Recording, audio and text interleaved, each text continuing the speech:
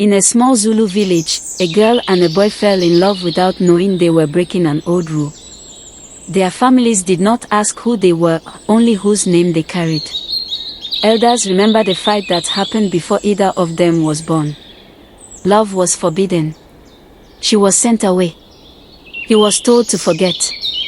Years later, the families made peace. But by then, the love they destroyed could no longer be returned. If you are just encountering this channel for the first time, please subscribe and give a thumbs up. Tell us where you are watching from in the comments and what time it is right now in your country. Trust me, you don't want to miss what happened in this story. I'm posting this here because sometimes stories like this don't get told anymore. This happened years ago in a small Zulu-speaking community in South Africa. Her name was Nomsa. His name was Sibusiso.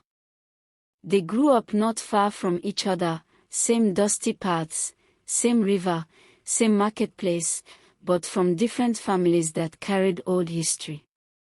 The kind of history people whisper about and never fully explain to children. They met properly when they were teenagers, during a community gathering where elders sat under trees and young people carried water and firewood. They spoke in Isa Zulu at first, shy words, polite laughter. Over time, those simple greetings turned into long talks by the river after chores were done. They fell in love quietly. No big promises. No running away dreams. Just two young people believing love could grow with patience. But love in their community did not belong only to the heart. It belonged to the family.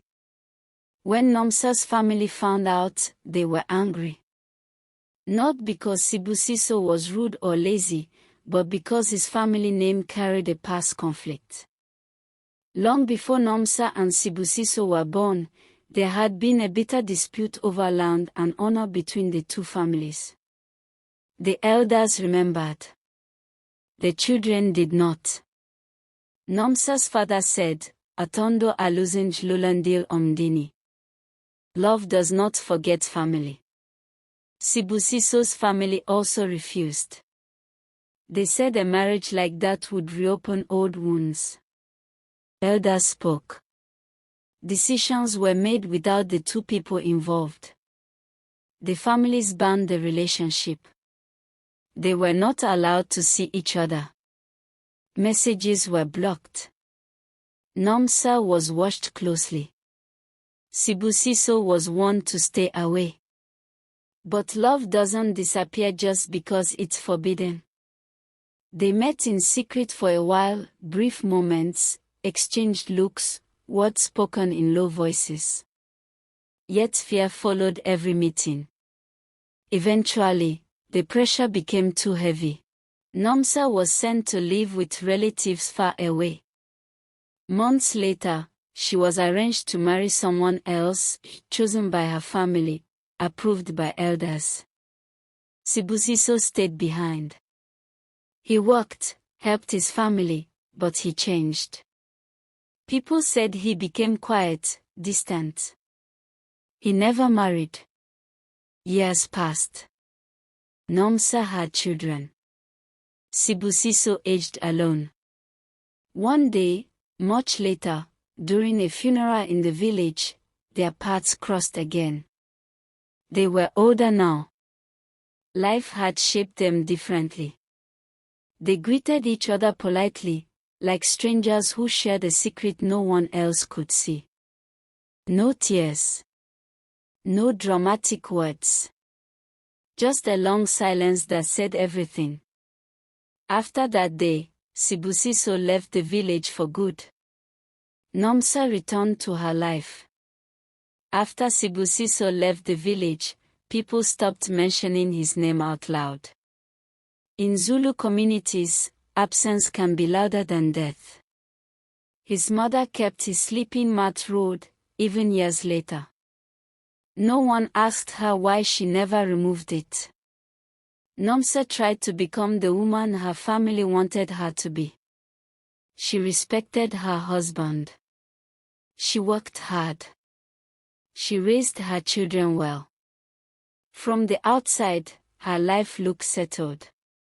But there were moments, small, almost invisible moments, that told another story. Whenever there was a community dance, she watched carefully, as if expecting a familiar shape in the crowd. When young girls spoke about love, she stayed silent. When elders praised tradition, she nodded, but her eyes would drift away. Some nights, she dreamed in Zulu. Not of Sibusiso's face, but of the river where they once sat, their feet in the water, saying nothing.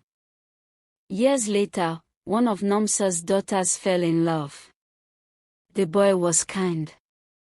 From a family once considered unsuitable. The same words returned. The same warnings. The same anger. This time, Nomsa spoke. Quietly. Respectfully. But firmly. She told her family a short version of her past.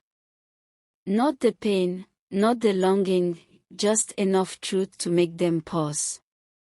She said, "If we keep punishing children for what their ancestors did, we will never heal." The elders were silent. Some disagreed. Some listened. The relationship was not easy, but it wasn't crushed the way Nomsa's had been. That was the only way she ever returned to that love, by making sure it did not repeat itself in the same way. As for Sibusiso, people later heard he became a teacher in a town far away. He taught children their language, their history, their songs. He never spoke badly of home. He never spoke of Nomsa. When asked why he never married, he only smiled and said, "Some promises are kept by remembering." They never met again. But in that village, years after both families had lost elders and gained new ones, the old feud slowly disappeared. Land was shared. Greetings were exchanged. People forgot why they once hated. And that is the cruelest thing. The reason they were kept apart no longer mattered. Only the silence they left behind did. Sometimes, love doesn't fail because it is weak. It fails because it arrives before people are ready to forgive. What became of them? They survived.